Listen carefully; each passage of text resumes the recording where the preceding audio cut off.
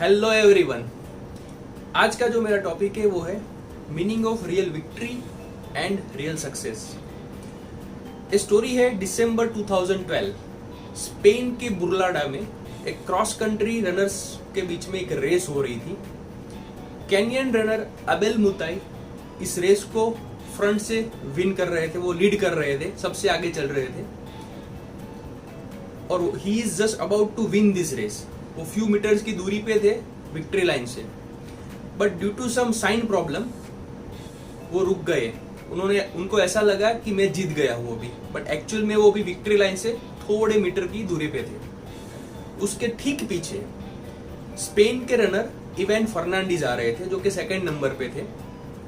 उन्होंने देखा और उन्होंने पहले तो उनको बताया स्पेन की लैंग्वेज में कि भाई कीप रनिंग, अभी आप जीते नहीं हो, विक्ट्री लाइन आगे है। बट एबेल मुताई को कुछ समझ नहीं आया कि वो क्या बोल रहे हैं। अंडरस्टैंडिंग दिस सिचुएशन, जो कि सेकंड नंबर पे थे इवान फर्नांडीज, उन्होंने एबेल मुताई, केनियन रनर एबेल मुताई को पुश करते हुए विक्ट्री लाइन पे ले गए और उसको जीता दिया और वहां पे वो विनर डिक्लेयर हो गए। अब ये रेस खत्म हो चुकी थी।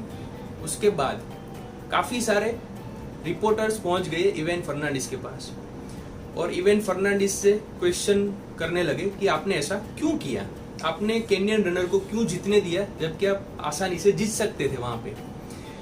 तो इवान फर्नांडीज ने बताया, my dream is that if one day we can have some sort of community life where we can help each other to win. But इस जवाब से वो संतुष्ट नहीं थे।